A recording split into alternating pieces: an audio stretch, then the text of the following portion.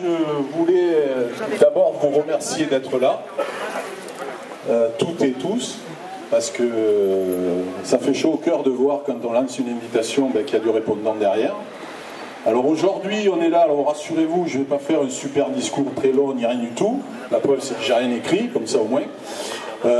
Aujourd'hui on est là pour ce que j'appellerais la troisième étape.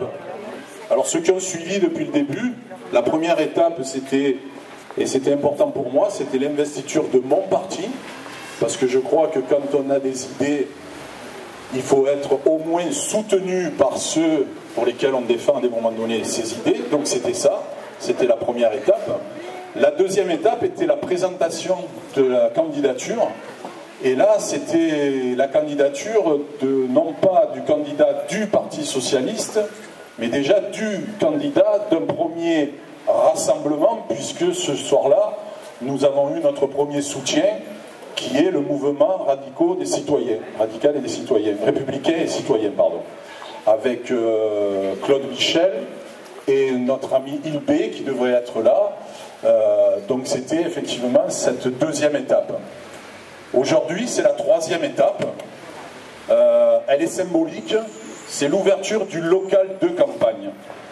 Alors ce local, c'est le local de tout le monde. C'est un local qui sera ouvert. On aura après effectivement un planning et un calendrier, mais ça sera ouvert à tous les Marignanais et à toutes les Marignanaises. Et quand je dis bien toutes et tous les Marignanais, je pèse bien mes mots. En attendant d'avoir la municipalité et de faire de la mairie de Marignane la maison pour tous les Marignanais et toutes les Marignanaises, on va se contenter de ce local. Donc vous serez toujours tous les bienvenus à passer la porte, à venir discuter avec moi ou avec des futurs colistiers. Pour certains, ils sont là. Pour d'autres, vous les verrez au fur et à mesure. Je vais aussi de suite lever quelques petites... alors mon boulot de CPE, pour ceux qui le savent, le Conseil principal d'éducation, c'est d'anticiper soit les questions, soit les bêtises que les élèves peuvent faire. Mais je vous avoue qu'avec les adultes, c'est pareil. Alors je vais anticiper une question qui peut se poser pour certains, mais Gomez, il est quoi maintenant? Il est sans étiquette? Parce qu'il n'y a plus rien. Non, Gomez, il est toujours socialiste au fond de lui. Ça, c'est son problème. Maintenant, Gomez, c'est le candidat du rassemblement. Du rassemblement de toutes celles et de tous ceux qui voudront se rassembler avec nous pour gagner la mairie de Marignane. Et vous voyez bien là un espace vide, il n'attend que il soit rempli par liste soutenue par, et nous aurons tous les organisations syndicales qui voudront bien nous soutenir, syndicales pardon, politiques, c'est du direct, non mais vous êtes là pour me reprendre, c'est bien, toutes les organisations politiques qui nous soutiendront, et avec la participation de gens issus de la société civile. Donc les gens issus de la société civile aussi, ça veut dire quoi? Parce que souvent on se pose des questions. C'est tout simplement qu'on a des citoyens avec nous qui ne sont encartés nulle part, qui peuvent même à un moment donné voter pour Pierre, Paul ou Jacques, nationalement. Mais ce qui nous intéresse et ce qui m'intéresse à moi, c'est qu'est-ce qu'on fait à Marignane pour sortir cette ville du marasme dans lequel elle est. Et c'est pas simplement en faisant quelques travaux 6 mois avant les élections municipales, qu'on peut, j'espère en tous les cas, acheter les voix des Marignanaises et des Marignanais. C'est en proposant un projet d'avenir, un projet qui se mettra dans les défis futurs, qui prendra sa place, dans les défis futurs qu'on aura et que Marignane doit avoir toute sa place. Je l'ai déjà dit lors de la présentation, c'est très important. Un maire, aujourd'hui, n'est plus un maire d'il y a 40 ou il y a 50 ans. Celui qui pense que le maire a tout pouvoir de faire tout ce qu'il veut, ce n'est pas vrai. Un maire, effectivement, on est déjà dans la communauté urbaine. Demain, qu'on le veuille ou non, on sera dans la métropole. Et au-delà, il y a l'Europe. Et au-delà, il y a plus de choses. Un maire, il est là pour être le représentant de ses administrés. Il est là donc pour d'abord les écouter, les concerter, voir avec eux ce qui va dans le bon sens pour la ville. Et ensuite, c'est là toute la portée de notre slogan, il est là pour porter haut la voix de ses administrés. Et pour porter haut la voix de ses administrés, il faut être là dans les institutions, il faut être là quand il y a des réunions, lorsqu'il y a des commissions, lorsqu'il y a par exemple le nouveau commissaire qui est nommé à Marignane et que le jour où ce commissaire-là reçoit les honneurs au niveau du commissariat, on a la ville de Gignac et la ville de Saint-Victoré par leur maire, et je remercie, je crois que je l'ai vu arriver par là, le maire de Gignac, il me semble en tous les cas. Voilà, Christian, merci d'être là. C'est les deux seuls maires qui étaient là. Alors à la limite, on peut se dire, il n'y avait pas le troisième maire, celui de Marignane, mais surtout, et ça c'était marqué dans la province, donc je leur fais confiance, il n'y avait aucun représentant de la municipalité de Marignane. Pour moi, c'est intolérable.